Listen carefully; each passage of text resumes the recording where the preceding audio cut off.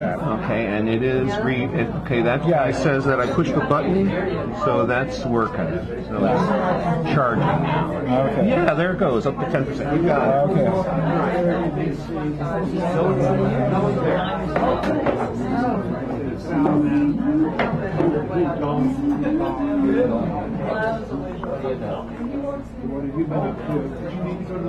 About 6'4". Hey. I sang in the park. Like music group, but it's not really music. I'm one of those. You're killing me. Or Howard, Dr. Yeah. There were 60 of us. At our age, it's like better than sex. There. Boy, there's a lot of people here today. Yeah, there are people here. All right, ladies and gentlemen. I'm about to go through the routines. You may listen at your own risk or not at your own risk. I got one more. We passed the sign-in sheet around. It's over there. If you haven't signed in at some point, actually the first half is filled, so wait till the break, come up and put your name in there, so that's fine. Now the official announcements. I just rewrote this. Welcome to Sacred Grounds. I am Dan Brady, the current host of this, the longest running open poetry mic in the known and unknown universe. Serving up good food and fine poetry since 1972. And let's have a big hand for Teddy, our host back there. The food of the place. Without him, you wouldn't be here. You wouldn't be listening to me being bored as hell, waiting time and much more. So please support this place, the reading, by enjoying the food and drink here, because that's what makes a difference. Tonight's feature is Stephanie Manning, who is going to give away. This is a wonderful feature. It's going to be great. It's amazing. And now let me look at the other part here. We have... you forgot already. No, I didn't forgot already. David Erudite, you are the keynote. Give him a round there, keynote. We have Stephanie Manning as the feature, Richard Sanderell as the main feature. Oh, I didn't know this. And Chris Hurst, where are you? He is the final word. He has the last word. No one will gainsay what he says, because after him, we all shut up. All right.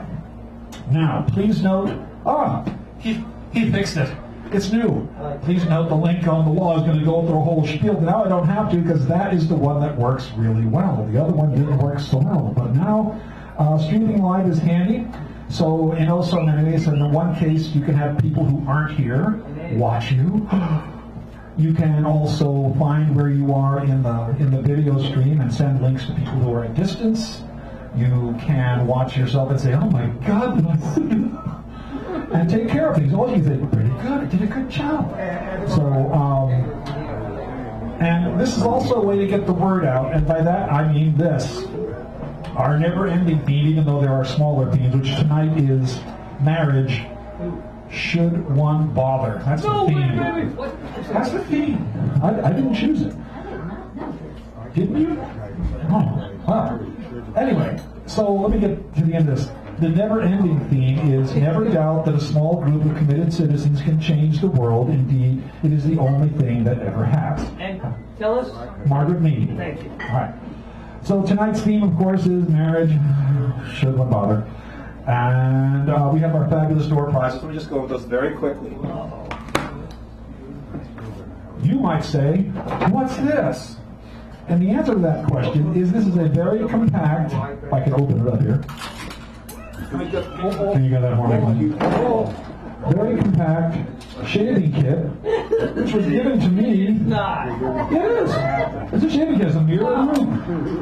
I don't need it. For a leprechaun, it's Then we have poetry, in case you like poetry. More poetry, in case you like poetry. And even more poetry. Now this last one over here is not a poetry magazine. This is Correct Animal by Rebecca Farivar. Now this is a good poet, so this is a very good book. You can't say that in public. What? I can't say that, never mind. And if one of those do not strike your bell, so to speak, you can choose next week's theme. Become the mini feature, which you will see. Have the last word, as you'll see Chris delivering later on. Or be like David is, have the keynote as a word. So, Is there anything else? Yes. Please say what you mean and mean what you say. Those who do that live in a happier way. I will sit down now. Yay! Thank you. He's stopping. He never stops, but I don't know. Today I'm on a roll or a bun. I don't know which. The nose knows. The nose knows. Only your nose knows. Will David Erdreich kindly come up here and rescue me from my foibles? Thank you.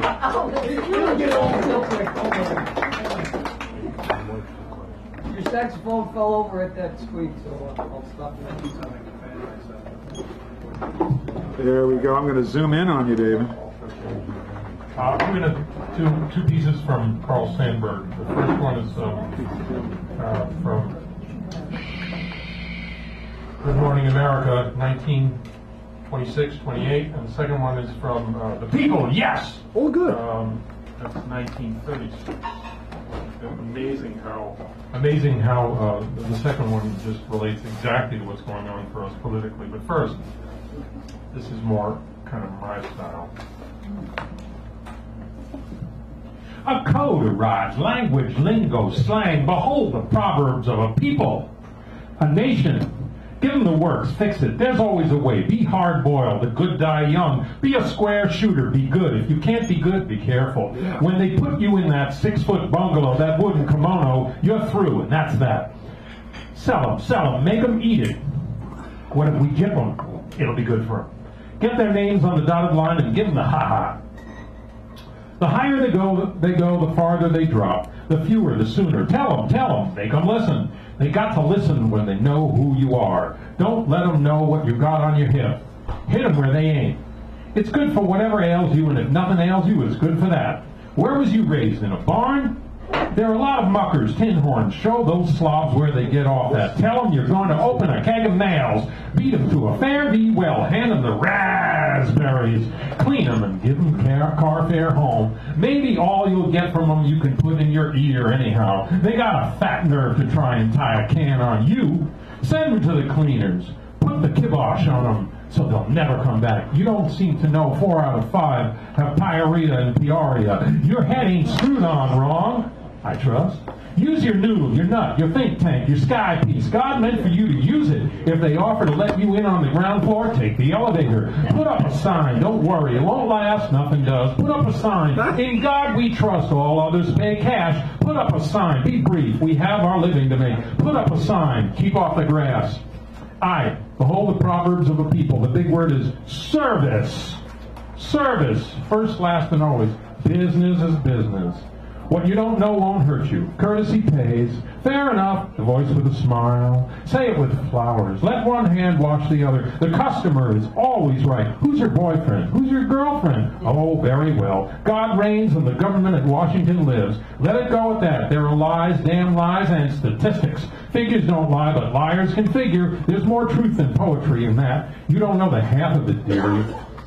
It's the roving bee that gathers the honey. A big man is a big man whether he's a president or a prize fighter. Name your poison. Take a little interest. Look the part. It pays to look well. Be yourself. Speak softly and carry a big stick. War is hell. Honesty is the best policy. It's all in the way you look at it. Got the money? Honestly, if you can. Sorry, get the money? Honestly, if you can. It's hell to be poor. Well, money isn't everything. Well, life is what you make it. Speed and curves. What more do you want? I'd rather fly than eat.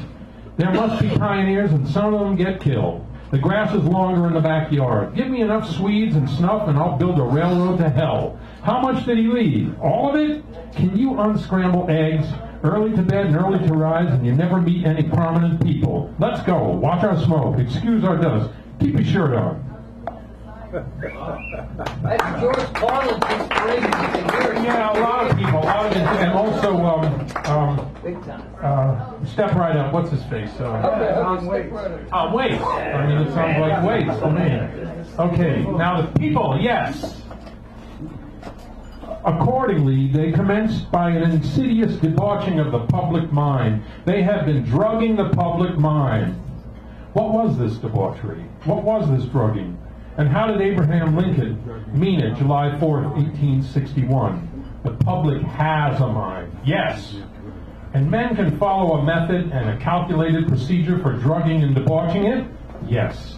And the whirlwind comes later? Yes. Can you bewilder men by the millions with transfusions of your own passions, mixed with lies and half-lies, texts torn from context, and then look for peace, quiet, goodwill between nation and nation, race and race, between class and class? Who are these so ready with a hate they are sure of, with a prepared and considered hate? Who are these four-handed ones? Before the boys in blue and gray took the filth and gangrene along with the glory, little Alex Stevens, hazel-eyed and shrunken, saw it coming. When I am on one of two trains coming in opposite directions on a single track, both engines at high speed and both engineers drunk, I get off at the first station. Is there a time to counsel, be sober and patient, while yet saying yes to freedom for cockeyed liars and bigots? Is there a time to say the facts and guide measurements are yet to be found and put to work? There are dawns and false dawns, red in a ball of revolving crystals. Is there a time to repeat? The living passion of millions can rise into a whirlwind, the storm once loose. Who can ride it? You or you or you? Only history, only tomorrow knows. For every revolution breaks as a child of its own convulsive hours, shooting patterns never told of beforehand. There we go. David, huh? Oh, yeah, one more thing. Give him a round first. Sandberg, my absolute favorite. So if you read something by somebody else, I hand you this piece of paper and you make sure that the notations are correctly attributed so that I might not say Charge of the Light Brigade by Lord William Carlos the Nutzenheimer. All right. I'm going to read the first 5 that are coming up on the open. Thank you, David, again. It was very, I love Sandberg, and especially that one. My sister used to perform that. So we have Karen, then Owen, then Ambrose, then Aaliyah, then Stephen, then Ed, David, and then Kathleen. So we have a bunch of people coming up. Give Karen Huff a warm welcome. She has been here now. We are here. We salute her.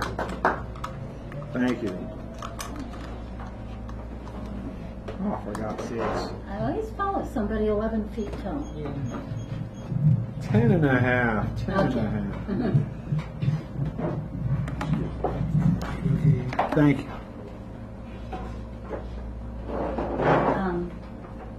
Well, it's a teacher first week back at school, and I didn't know the theme, but I think I got that. It's called Requiem for Marriage. Oh. If I could follow your ashes out to sea, sailing 23 degrees off the wind, exactly, I might find answers, cycles completed, peace. There are no ashes, there are no answers, just the scar of a wedding ring on the hand that holds the telegram.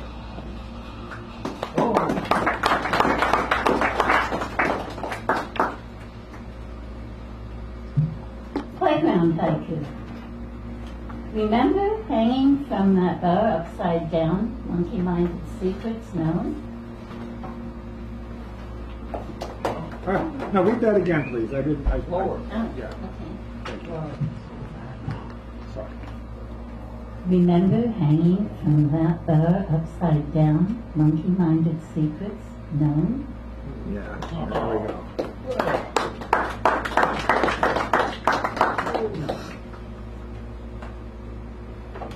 Caraval Street again.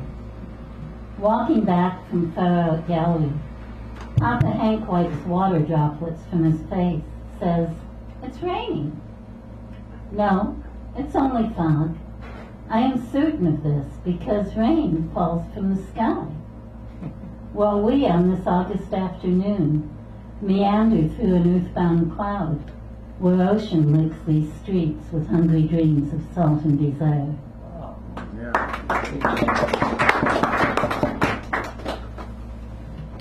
From the dunes, water laps at the old seawall tonight, no beach left to speak of.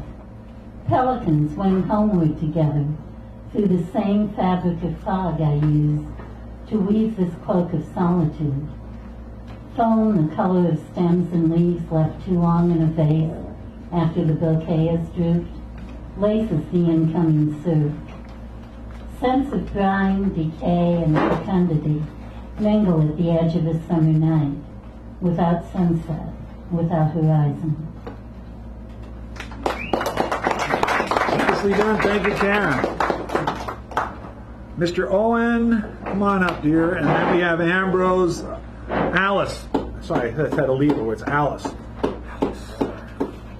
My bad skis. Give her a nice round. Welcome this guy up. Come on, people. What's wrong with me? Don't answer that.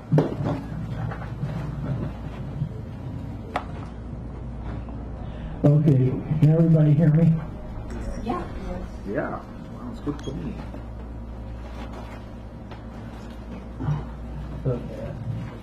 The voice of the flowers.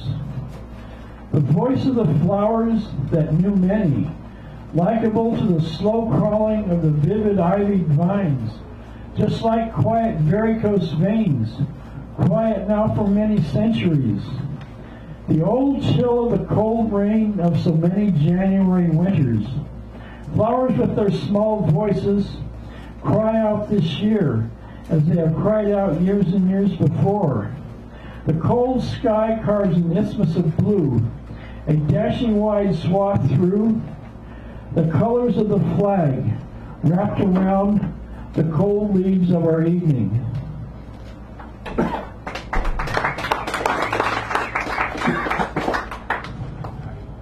Code. Strict Sunday's opposition to the muse of quiet plenty. Sleep interrupted by the reverie of keeping holy the Chinese Sabbath. I am the orange and brown maple leaves of early November. I busy myself running through the sharp moist sand from the telltale low tide of nets of their reason of interstitial vacuities, calling Lord, Lord, not to the sky of their peace and forgiveness, but to the best of their busy little minds. I lie alone in their scarlet sand of roses. Do I believe in their motive for metaphor, in the musings and shiverings of early December?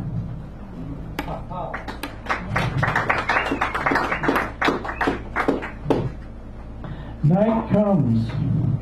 Slowly our day-long dallying mission warps the woes of our forgotten evening, of prayers and psalms to bring our minds better to sing the day after examen. Hiss, hiss, hiss, the night song of the 19 busts of the silken satin sunset to the sea, and the vilified for imagining paddles and puddles of the sudden insensibilities of the stroll of the end of the angry day. Shadows of the always remembered seasons of my timid soul, standing and will stand forever, counting bus straps.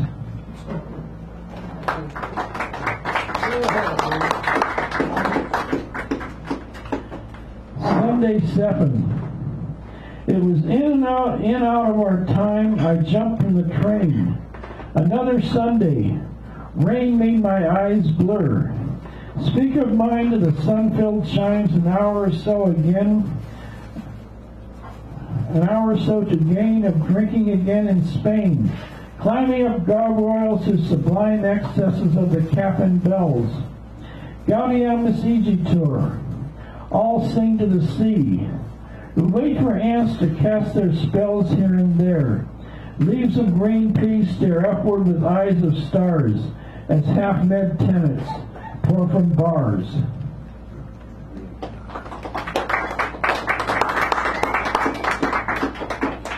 Sunday 7.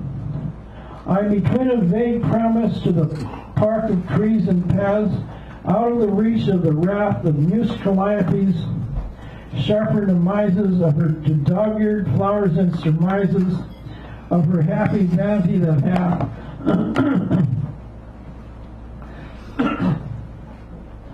more thorns and thistles than math. Than love I love that has more surprises than a beautiful girl who has written to her love-proud verses, charging across the page. She is smitten with rage and grief, curses trying to please God's crumpet. Fair princess, fair maiden, thou strumpet.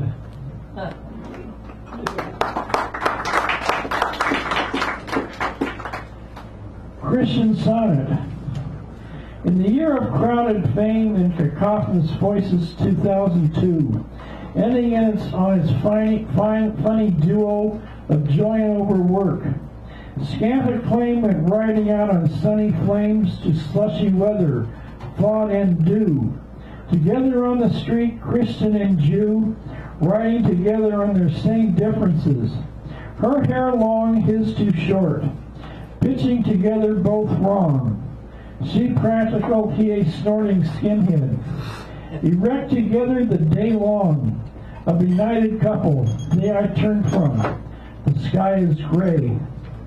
Thank you, Mr. Owen. Thank you very much. Thank you. Good job. All right, so let me read the next 5 so people won't be surprised when I call their name and wonder why. Huh? So thank you, Owen. We've got Ambrose, Alice, Steve, Ed, David, Kathleen, Daniello, Cabello, Marco, Harps, Claire, and then our teacher. So Ambrose, were you kind? Is that? Huh? Is that me? Who? The Ed. Must be another Ed. Oh yeah, there's another Ed. There are two. There are a plurality of Eds. Where is Ambrose? I know I saw him somewhere. Oh, there you go. I was just looking at him. Okay, give him a nice round, please. He's no longer a stranger, so and he's very good at deflecting things thrown at him. But please do not test that. I get incommoded, and it's not at all hard. I will be reading from a couple books, Suffer the Amnion and 24th and Irving, and I'll read another poem too.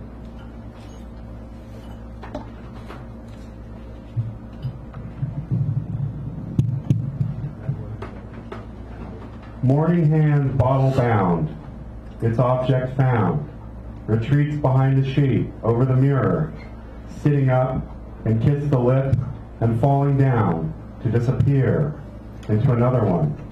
The day is done again, before the shorthand reaches 10, before the foot tells of its wound, before the brain can even ken the where, the what happened, and when. Thank you.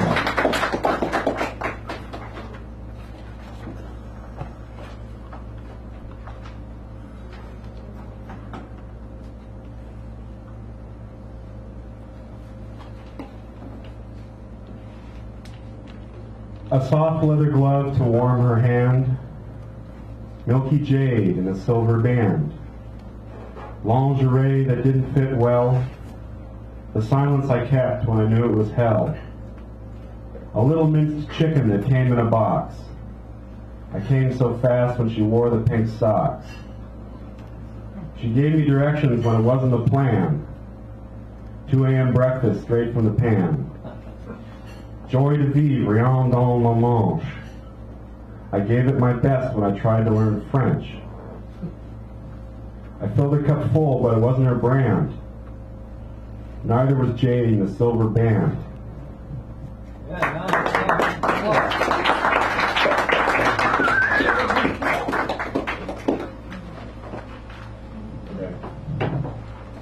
Visualize catastrophe. Let your own eyes do the seeing. Cease to be the patsy of imaginary beings. Cease to be the victim of pernicious moral dictums. And if you have to worship, worship an ass's brains. Tell them where to shove it. It's your blood that they covet. The vampires of centuries live on in musty sayings. So revel in your heresy, even if it's quiet. Your fate is yours and yours alone. Invigorating diet. And if you have to scream and shout, know it when you do. The masters and their lackeys use your strength against you. Visualize catastrophe. Most important is your courage. To think and dream the things you want. Trust that it'll nourish. Wassail to your blasphemy. Spit in the witch's brew. Your life is yours and yours to live. Bite the hand that bleeds you. Yeah.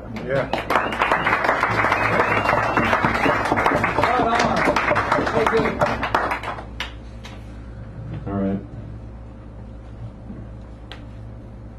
The funny thing about it was I didn't remember what had happened. I had left my books at the beer garden, had gone to a couple of bars afterward, was returning to collect my things. That was all I knew. But when I entered the little patio, everybody turned to face me. This is strange, I thought. Had I become so popular in just a few hours? Then people started to yell, "Get out of here! What the fuck? This guy again!" They were hostile. A guy stood up ready to fight. I didn't know why. I saw my books sitting there, just where I'd left them. I made for the table, retrieved them quickly as I could, and left the unfriendly establishment to a chorus of jeers. Outside, people were hustling on the Oakland sidewalk, and cars passed by on the sunny afternoon. I still don't know what happened earlier that day, but whatever it was, it must have been great. Thank you. Thank you. Alice is next. Give her a nice round as she comes up here. Great voice here. Can I make a minor comment before you read just something? Sure. But regarding the poem you read about the vampires and stuff like that, if you look around in the news, you'll find that there's a whole set of multimillionaires and billionaires who believe that harvesting human blood and infusing themselves with the plasma, if it's very, very fresh, it will render them a long life. Brad Pitt's wife, very what's weird. her name? Yeah, it's this strange stuff. Around their neck and So People get AIDS from it, though, doing that sometimes. well, one would hope. It's your choice. You know? Okay, give her a round of applause. I'm sorry I did that, but I couldn't even. I had to say that. We have vampires. That's what I'm saying. We got vampires. Not like the movie once Bela Lugosi all that. Sorry about that. I'm reading a poem. It's called Our Parallel Play for Elliot and Elliot. Our mother is spread out, heavy against the sky, etherized below the moon, like her children, laying low. She will slip, smother, and take us home. Above us the moon is breaking like a curse.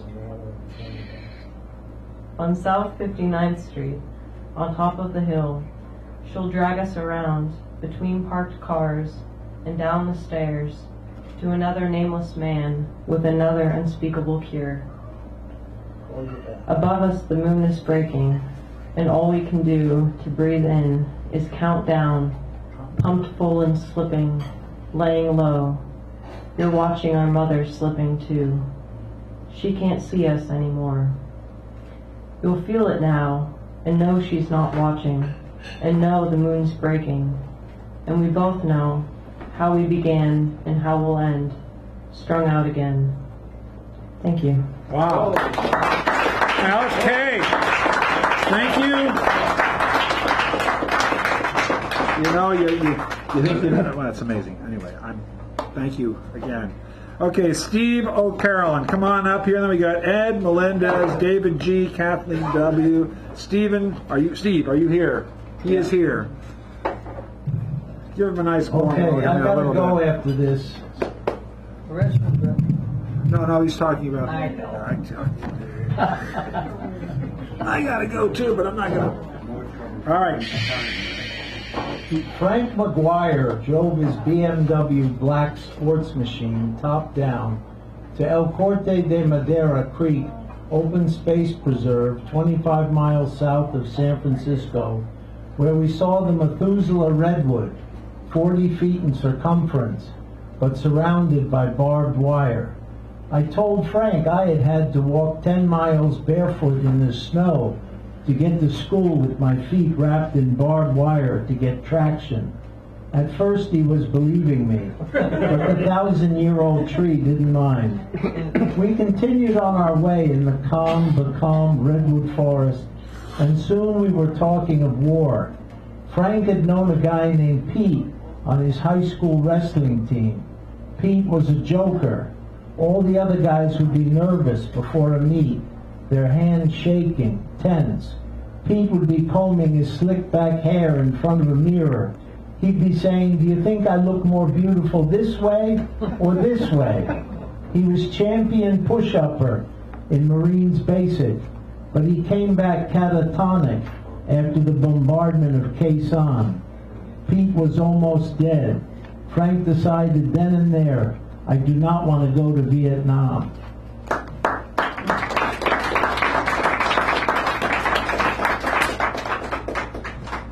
Back when I was as young as tungsten and ramping like a yearling bull in a meadow of flowers that were just turning in the direction of the flaring sun, I was living at 1170 Green for nothing a month just down the block from Searchlight Market with Bob Sloat and Mark with two huge maps in the central room, holdovers from Rand McNally for $5 each, North and South California. We were constantly trying to do handstands and laughing. Bob taught me to juggle tennis balls, and the impossible soon became possible. Bob, even with all his girlfriends, still had time to play his shakuhachi flute. No one bothered us. We were free and breathing the moist, clean weather fronts of America's art colony city among all the inhabitants of the hard-working ant farm. I painted two of the rooms expertly with Fuller O'Brien royal and sky blue and tan and garbage bag brown, and then I left to go to Europe to meet my destiny. Oh, wow.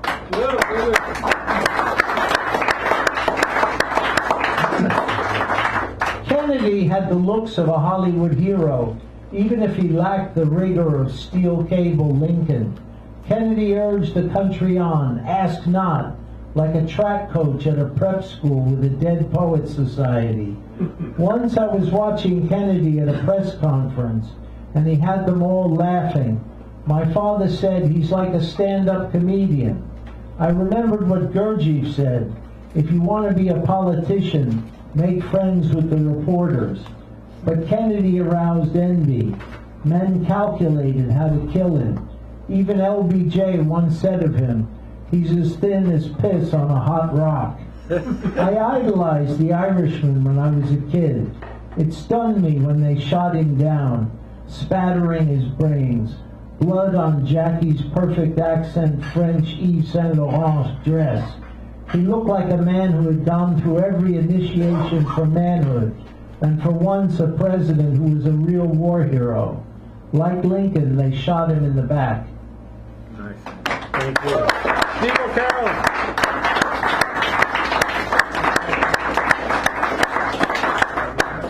Just a side note, Teddy's probably going to open the door because he likes having it kept open, so I'm letting people know, open cause he's... He says there's something wrong. Ah, okay. Something wrong with all of us, I think. Thank you. I'm just going to move on. Ed Melendez. Ed Melendez to the microphone, please. Yeah, there you go. And welcome back. Thank you. Thanks for having me, Captain. Baker Beach, San Francisco, California. Lonely seagull scoffs at cold loneliness, wet with fogginess. Below her, brown sand hide years of poems left by sailors etched on seaweed, remembered only by retired mermaids, old and weather-worn. Further down Baker Beach, abandoned logs break apart and float away towards Pacific gateways. The Golden Gate in the distance, half hidden in thick morning white, offers no song, nothing heard, just a swish of wave and gull.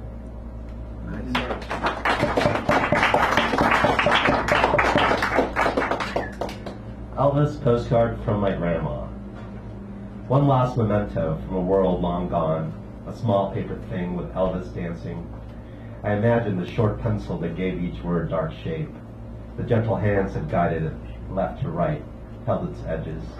They are all invisible now, made of earth and spirit, I think.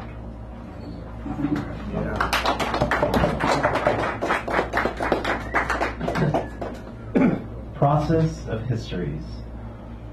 We begin steps towards some writing process, from wherever we came from, or landed, or found, stepping on earth and fields, stone quads, battle zones, dive bars, dive wars, with all the dramas of breathy visions. Violence, bar songs, tears, and drink. Rilke had his castles. Whitman Praise sacrifice at Gettysburg. Eliot, Lost Wastelands. Auden Spender, Watch Berlin, Drown in Black and Red. Lorca, envisioned prose civil wars. Koch, Ashbury, and O'Hara dove from Harvard to New York City grid. While in San Francisco, Spicer, Blazer, and Duncan bowed to Rexroth's anarchy, then scattered among waves at Stinson Beach, words bobbing for air, words bobbing for meaning, Cocteau drawings burnt to ashes, epigrams left on hotel room walls, from Mexico City to North Beach single rooms, poetry of the streets, or heavens, or cafes, all eventually falling to time's alarm. We're done. Please finish writing. Marble, worms, earth, await your declaiming bits.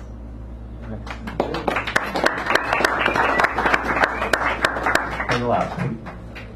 Ode to words or poetry or whatever. Poetry, past her cities, past her poets, past her lovers, past her monuments, past her tragedy. One couplet, two triplets, Sestinas to eternity, depending on whom you've read. Poetry is a trickster. Do you not know? Poetry is a vision fatale. Poetry can be everything or nothing. Poetry simply is. Is.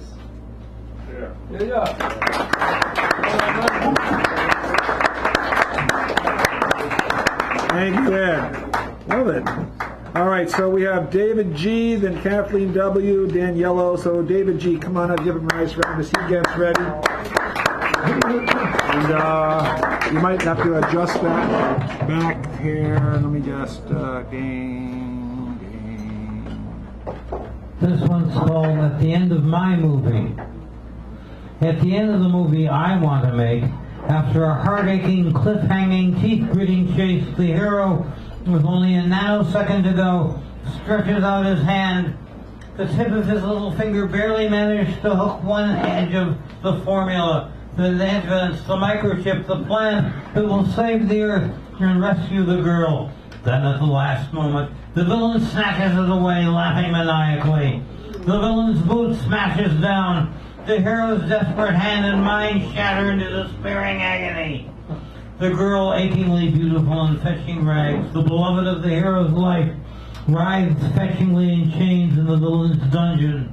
Her big luminous green eyes stare with maddened horror at the width of the cinemascope screen, at the sight of this master of evil, sodomizing her adorable little brother, her only family, till he bleeds, sparing him his last breath, only to turn it with delicate artistry into the tormented shriek of a frightened child, utterly abandoned, "Mommy!" as he spits him, roasts him, and eats him alive before her eyes. The audience, sitting in the dark, hears her sobs of grief turn to screams off camera as the villain-trained Doberman rapes her, then all screams cut off as the animal rips her throat out, all the while on screen the villain whistles with triumphant glee, his glistening hobnailed boot smashing the hero's face and all hope into a bloody pulp forever. I'll play the villain, enjoy it too. At the end of my movie, the villain, me that is, who has always been treated kindly by everybody, had wealth, wine, ease, and the love of women, succubi, boys, sheep, robots, chickens for God's sake, escapes in a flying saucer with the alien monsters he has betrayed all humankind to, out of pure malicious spite, solely for the privilege of pushing the button that causes the tiny pinpoint in vast black space Earth vanished into in the porthole view. Glow as if bright white were going to burn a hole through the movie screen, through the retinas of the audience, then blossom to fill the whole screen, the whole theater, with a blinding mega-thermonuclear flash of Earth blasting apart. As the last movement of Bloch's Magnificat comes up, with cheap irony, et in saecula saeculorum, world without end, amen, over the end. Want your money back, sucker? Well, maybe. Thank you, David G. Kathleen Wood, come on up here. You are next. And then we have myself, Mark, Clara, and then our feature of the evening, Stephanie, the Glorious Wonder Man. I'll think of something else to say. I won't say that. I'll say something else. That's fine. Sorry. Hello. Hello. There we go. Beautiful. Thank you, David, so much. This is called Wonderland Without End. Amen. Queen of Hearts sings torch songs that set the whole pack of 52 in flames. Yeah, sing Blue Velvet for me, babe. I never planned to sell it, but the walrus had the green, and the carpenter built some awfully nice dollhouses for my dream tides there by the shores of Gitche Gumi. I never really cared about the hippies. It was more of an adolescent biker mama wet dream, really. A fixation on bad men with beards, and no, it never quite went away. Playing doctor with Sammy Stewart at the mini-bike trails after school, I happened upon a rabbit hole. One, the terrain and analysis. The world was Alice, and the humans inhabited a place called Wonderland, a byproduct of the collective unconscious that was quite capable of destroying Alice. Perhaps Madonna could be likened to the Cheshire Cat. A lot of people are beginning to see her now. This is an old poem. Even rational people who ought to know better, but when you get past all that glitter and voguing, all that remains is that age-old vertical smile. 1A, the terrain, real time. Wonderland is the underland, is your overcoat full of holes in the trenches where they left you and your buddies to rot, but this is actually your soul. Dancing to Frank Sinatra, dueling with Johnny Cash. Well, I'm stuck in Folsom Prison. That's what all the people say. You're riding high in April, but you're shot down in May. Oh, Johnny Cash in your black Stetson hat. You weren't like John Wayne. Oh no, you wanted all the prisoners released, and you weren't going to change your clothes till it happened. I grew up listening to Johnny Cash on my stepfather's 8-track. It's one of the perks of having rednecks posing as parents. Sinatra was an acquired taste, the patron minstrel saint of tenderloin bars, and lonely old men would cry when I played their songs on the jukebox. 2, Alice. Wonderland was Turk and Taylor when I was 16 and easily impressed by neon. Wonderland was the Coca-Cola sign south of Market, and we slept on 6th Street in a Volkswagen Bug. They sent me to a liquor store for cigarettes, and I couldn't tell if the guy that said, "Hey, darling," was a pimp or not, but I thought if he was, it was just really glamorous. 2A, Alice and analysis. We can't decide if Alice is a projection of Wonderland or if Alice exists independently of Wonderland. Sometimes I think Wonderland would starve without Alice, and I also wonder, could Alice destroy Wonderland? Maybe send her little kitty down that rabbit hole to drop kick that collective bop right out of town? But I don't think it would work. Wonderland will survive Alice. Wonderland would simply find another Alice. Ah, there's one now. 2B, Alice continued. Alice is wearing too much makeup these days. All those shades of baby blue. I bet it's got her panties too, and she's leaning down into that rabbit hole. Alice, we can see your little rabbit hole right through them cotton panties. And guess what, Alice? You ain't no virgin anymore in Wonderland. She's on your back, Alice, like a wild orangutan, and baby, you ain't got a chance, because Wonderland is bigger than all of us put together, and every last one of us is evil as hell. You just don't know, little girl, but we do. We'll do it all for you. You just need to quit peeking down here and climb inside. Then we'll really have some fun, baby doll. Come on, we know you want it. All prey attracts its predators in the same way, through its own desire for self-destruction. It's your turn, Alice. Don't fight it. We're waiting. And we can hold our breath forever.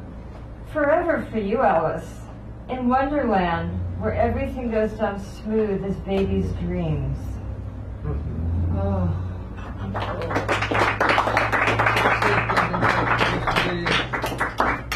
Okay. Do I have time time for another one? You have about like a little half a minute-ish, something. Half a minute, I'll do Tenderloin Rose real Okay, quick. there you go. Okay. Thank you. Is it? Okay, Tenderloin Rose. There was something I didn't like in my eyes that morning, so I covered it up with about a ton of makeup till I couldn't see it anymore. Now I was just another Tenderloin Rose, on a plastic stem, in a grease-specked vase, sitting on a table in a hooker cafe where everything was cooked with lard. I could relax.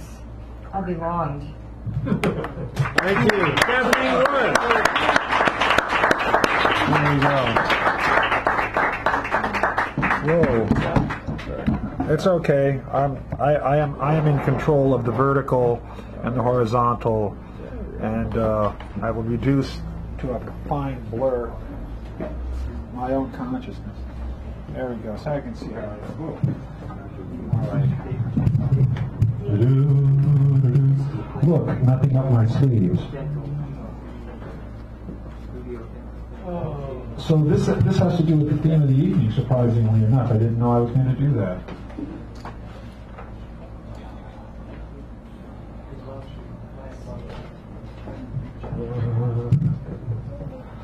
So, all right. This is called Beloved. When you were here, I would bring bouquets of wild flowers gathered on my way to your doorway, beloved. Now that you are gone, only this empty couch remains. The keeping quilt is rolled up. I cannot sleep. It has been 3 years since I last felt your breath at the nape of my neck, heard you whisper as moonlight graced the curtains, or your lips awoke my own. Your unique perfume lingers here or there, sometimes unexpectedly when there's a gift of sweet reminiscence. In such moments I wonder if you have died, and whether or not this is a hint of your haunting spirit providing surcease, solace, your forgiveness, or a reason to hope for your return. Most that I do know do not care to hear about you and I. The great roads now bear traffic to other cities. The frontier intervenes and few travelers come this way nowadays. Where are you? Cooler winds hearken to the season's bid. I look to the sunset. Autumnal leaves fall from branches. I sigh. In the early morning, when a pale rosy glow tinges clouds, and the overgrown verge all about this place twinkles with dew so beautifully, I know that all I have is hope, and that sometimes another day's dawning is reason enough to weep.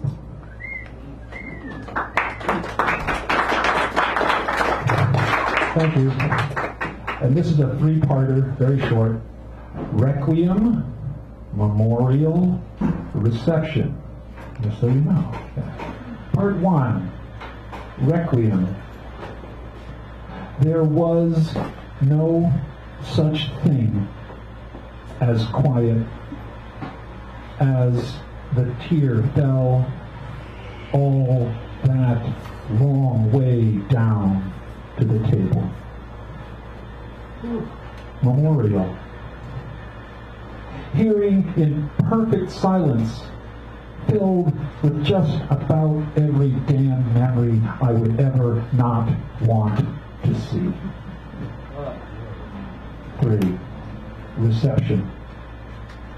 A tit. It was silhouetted through her sheer blouse, backlit in March light, its raised nipple sweet.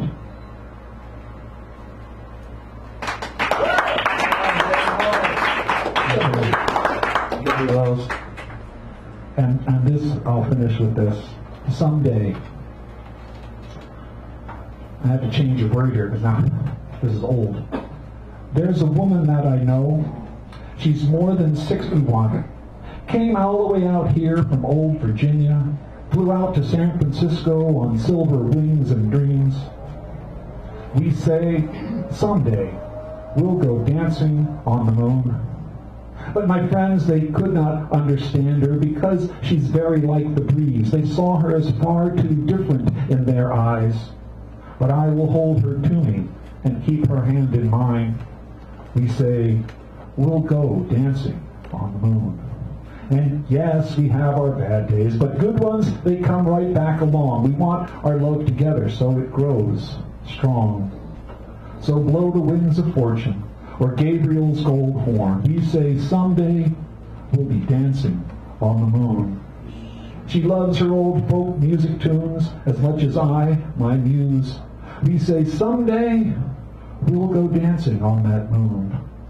Oh, the dreams she has gleam in her eyes as we gaze up at the moon. And I know our dancing, well, that won't end soon. And I will hold her to me and swing her just for luck. And someday, oh someday, we'll dance upon the moon. Thank you.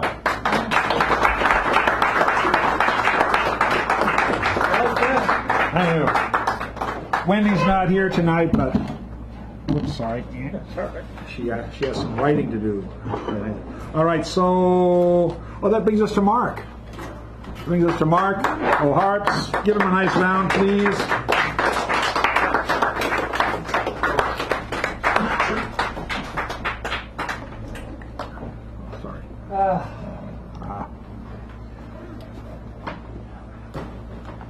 Oh, I used to say this, so I'll say it just for old time's sake.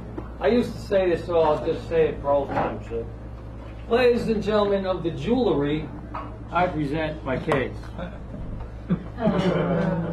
What do you want for nothing? Bad puns.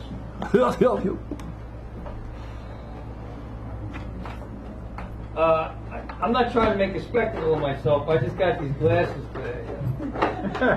I'm a real glassy guy. You always knew that, even if you don't know me. What do you get a load of me? Love and marriage,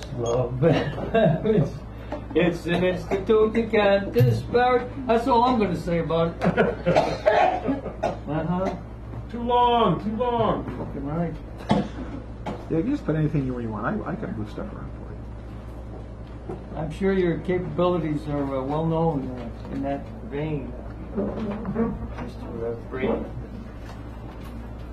We're the Brady Bunch, whether you know it or not, whether you like it or not. One night a week, whether you're strong or not, you're here if you're here, and you ain't if you ain't. I'm so well organized, I'll just keep shuffling these things till my time's up, and then I'll just walk off. Bravo! I'll pay you. There! I'll pay you both later. Okay. As soon as I get some money.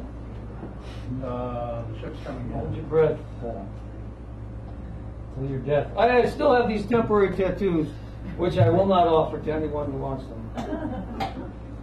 I have announcements, but I'll wait till More intros. till I'm done having fun, which is never. So Way too much fun. thank you blindly, as we say, as us caregivers say of the blind, former and current. So currently, I'm going to do. I love doing this. This is foreplay for the celibate. So let's celebrate celibacy. Yes, why not? 'Twas so often in days of yore, when info went too few and slow, that trumped up wars waxed old before we knew the shams from which they grew. From Tonkin Gulf to dominoes, to deer Kuwait slant drilling gilt, to lies of yellow cake, to those that tried to hide while blood was spilt. How vows we made our Taliban while helping win the war called cold. Once broke, made them foes, everyone. But news was slow in days of old. When book burning by winning troops put culture's ancient gifts at risk, which universal counting coups is over now. They're all on disc. That was by, not me. I like not me. A city dweller tries. This is from a great book called The Forest of Sadness. And if you look carefully or carelessly, you might see some lovely artwork shining in and out of it. Probably not, though. Looking at your own stuff and waiting for your own turn. I live like nothing else exists, but now I strain to remember the convergence of air and light, fur and breath, blood, spit, hunger, muscle twitch, haunch ache, vacant cave, warm, then blows to dust, 6 slots of sun in my apartment, repeat, a warm bed can be a nest, and hunger makes a hunter. I search closely, find cold food, cold walls just one quake away from crumbling. I find streets blanketed in discard, find speechless screens glowing, cars wanting to move at any cost, and fumes looking from everywhere but bodies. There are killings of every kind, quick shots and stabs, or the slow lifetime deaths of common variety. I search hard. Don't worry, it gets gloomier. I search hard. I sweat. He thought his was dark. I search hard and stink and where was that? Before I so rudely interrupted myself. I search hard. See, this guy isn't here, so I can do this thing. I search hard and sweat.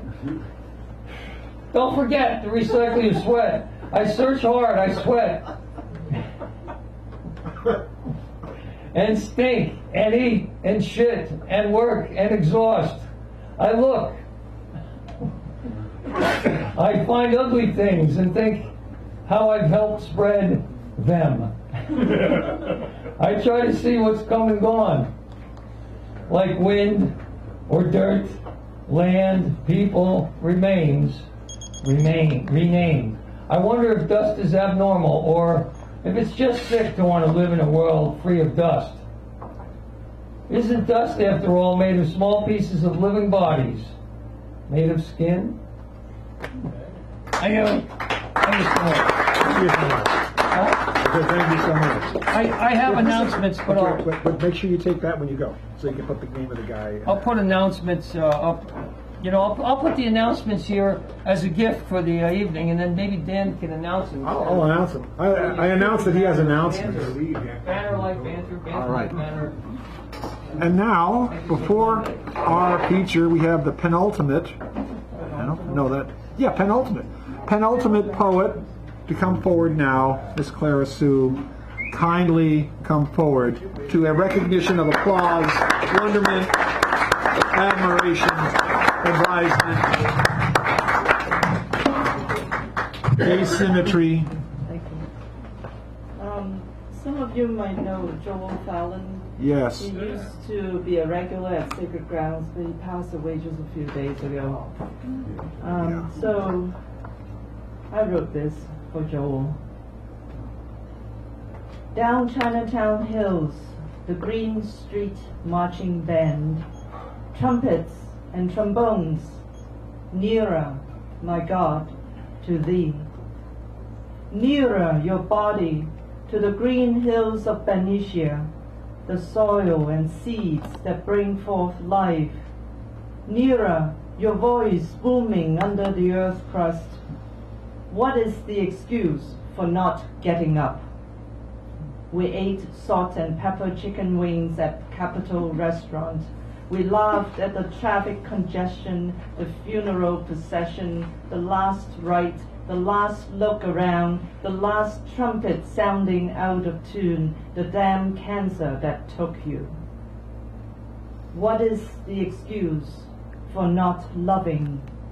Even in death, you are more alive than ever. Wow.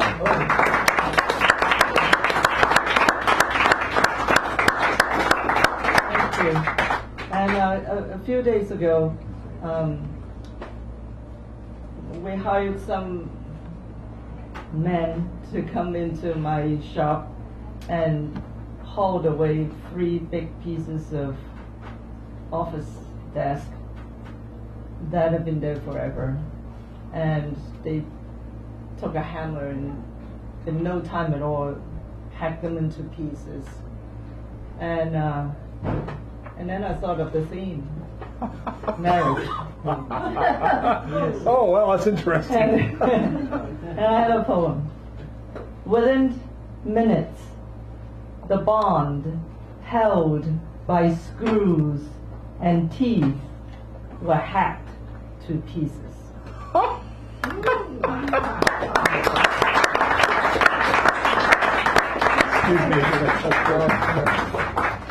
You know, sometimes you write a very short poem and it's like, oh my God, that's an example of that here. Okay. I'm not going to bother to readjust that. I'm just going to go low. Our feature of the evening, I love doing this because I get to talk about somebody in public and they get to go.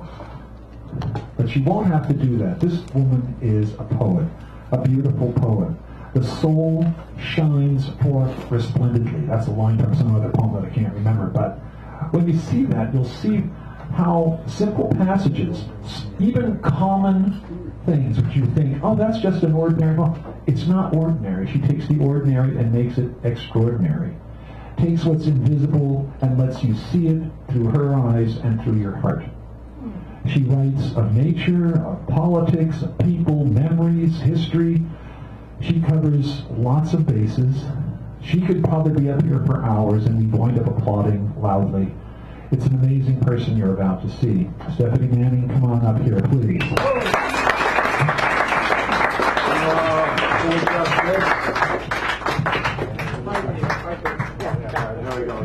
Let me thank you, Rupert. I'm sorry to keep on promoting you.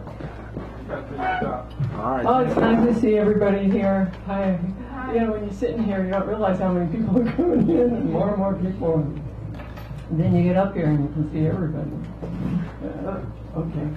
And I want to say happy birthday to Dan Brady. Oh, thank you.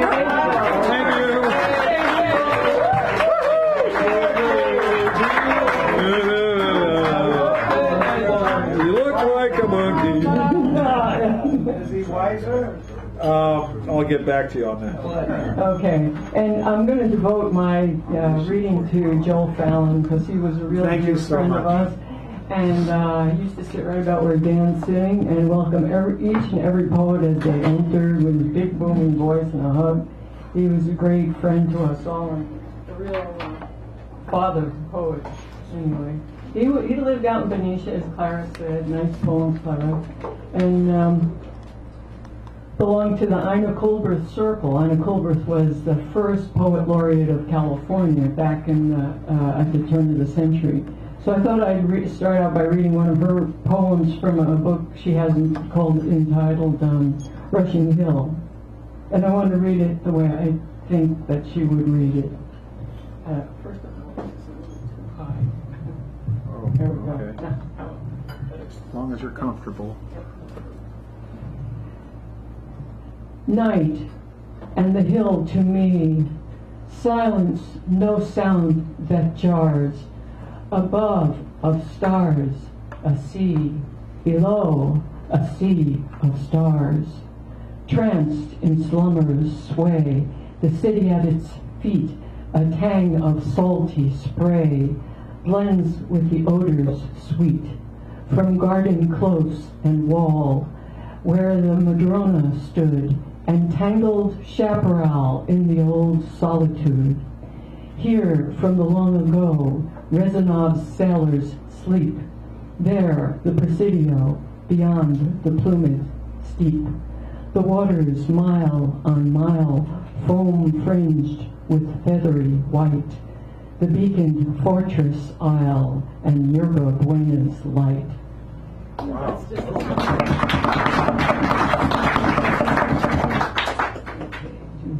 Okay.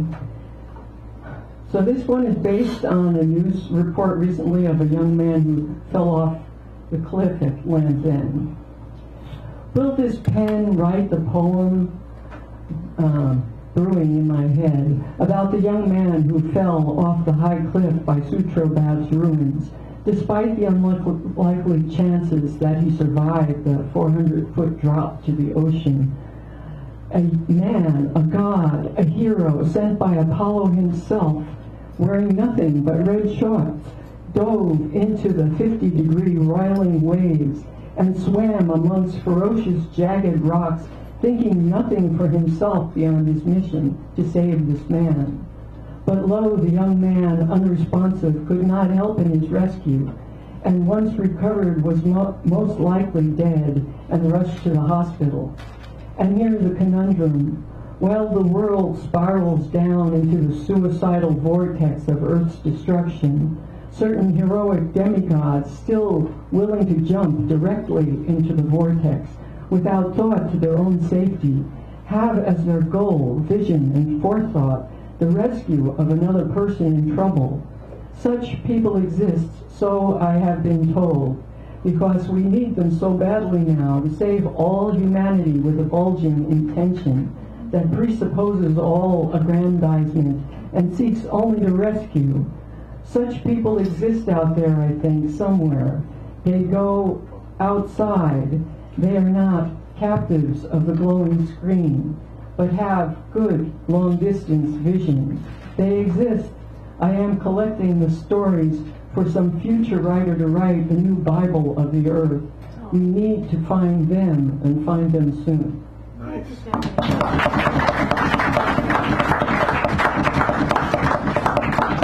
And here's a 4 haiku poem. My haikus are guaranteed to have 17 syllables. Thank you. Here, here. 1. And oh, that happens all the time, really, I think, quietly. No splash. 2 and 3. One more miracle. Meg Whitman, Michael Bloomberg combine their forces. It will rain money, smother the voice of evil. A great debt incurred. 4. And Lord have mercy, debt to capitalism, a big job ahead. This one is called Fort Modern. We the people stand all clustered together in our suffering, passing our debts on to our children, smoggy air, filthy water, chemicals everywhere. Cancer creeps closer to our crowd, and all around us mounds of money prevent runaways from escaping, with eyes in the skies to keep track as we toil to inch forward. Those mounds of private money so untouchable by the people, such mounds arrived and put socialist notions in retreat, and we see it recede into the distance, and the voice of Sanders grows faint, and I wonder if I will fall down before I sit down here at the House of Ideas, where possibilities come into sharp focus at the pen of poets and hold their place for a moment in time before the established corporate mentality steamrolls the new asphalt and change falls deep into a new sinkhole here in the great city of San Francisco. Goodbye minimum wage, labor unions and health care. Hello high rent, high tech and high buildings. Out we go on the conveyor belt of innovation and trade, off to the secret pockets of low rent in the hinterlands, where if we can find such places, we will talk only in close quarters, never to reveal how little we live on and die on. Poets, step forth, place your poems in this time capsule where they may someday be discovered. Until then, we have nothing but ourselves to regale with our stories of enlightenment and insight. To broadcast them is to send them to the deaf ears of a world sucked into many glowing screens, a world monitored from above. But there is a safe place for us, somewhere secret. Look for Teddy, who will guide you to Dan. Down there in some deep, dark basement of the mind, we cluster tonight at midnight under the light of the full moon right here. All right. Nice.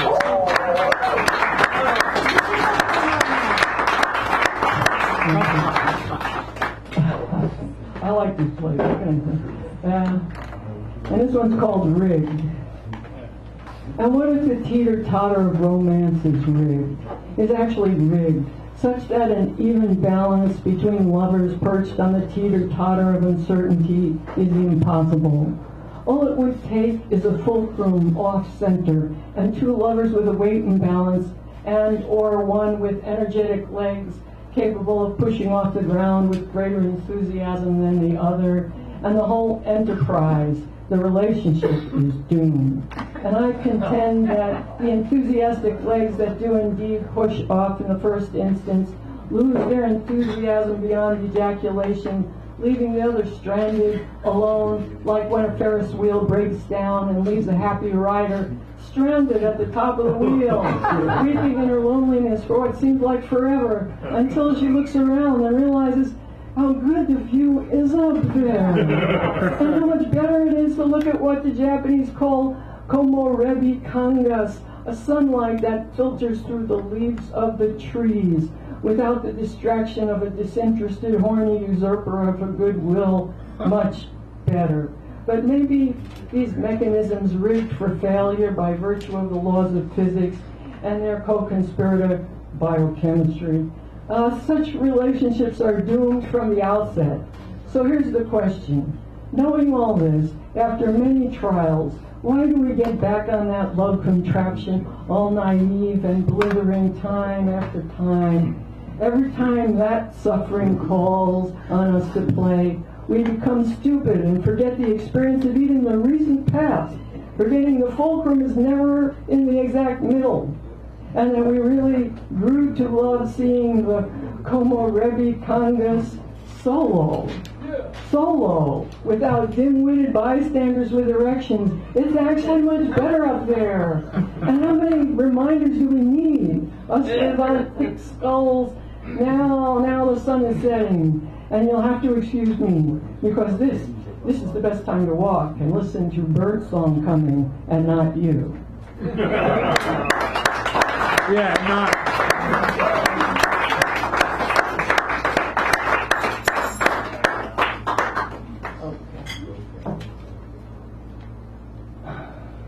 So here's I don't know what this is. Wait a minute.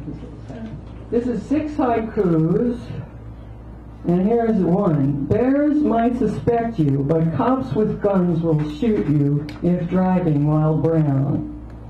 2. Scrub jays squawk away, and they will recognize you. They don't pick a fight. 3. Cops disturbed may kill, especially if you're black. Fear pulls the trigger. 4. The fog is lifting, with each video taken, revealing the truth. 5. Be still consciousness, sadness terrible grips me, tears feed the poets. 6. Words replace the fear, and how long will it go on? It has to end here. Yeah. Okay. Here's one that goes like this. Okay. I want to see the isolated sea of crises located on the crescent moon near the edge, and visible last Saturday through binoculars a few weeks ago, actually. I do not want you, but to see the sea of crises, named by people who thought the dark patches were seas. Send me out, divine fate, to where city lights do not shine, high up on some mountain far away, achieved by many miles of lane lines and pebbly shoulders, out into the hinterland. And when late at night nature calls my gaze upward into the heavens, may the invisible universe become visible. Only then will the sea of crises that is all modern life becomes the sea of crises on the moon, only now visible by the darkness which is nature, and the illumination which is insight, and the power of our mother star.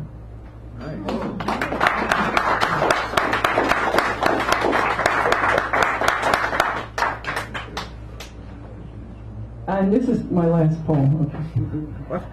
I know a man in Berkeley who has high cholesterol, so they give him pharmaceuticals. He also has high blood pressure, so they give him pharmaceuticals. Also diabetes, so they give him pharmaceuticals. Also has trouble urinating, so they give him pharmaceuticals. This man is always happy and contented because they give him pharmaceuticals. You may know this man or someone like him, and I ask myself, why am I an all-natural girl when so many people are living the life loaded up with pharmaceuticals? They will live longer than I will, with less stress and lots of pharmaceuticals, so why not me? And I think maybe it's not the dirt trail, maybe it's the dirt trail along the hillside, and bird song that keeps calling to me, where I crave to be outside, nowhere near any pharmaceuticals. Or walking behind June Sun's drum and the Japanese Buddhists at dawn, or in the circle with native people listening to an elder speak, or tending wildflowers at the station, or watching Mother Duck and her ducklings on Mother's Day with my beloved son, far, far from this pharmaceutical way of life.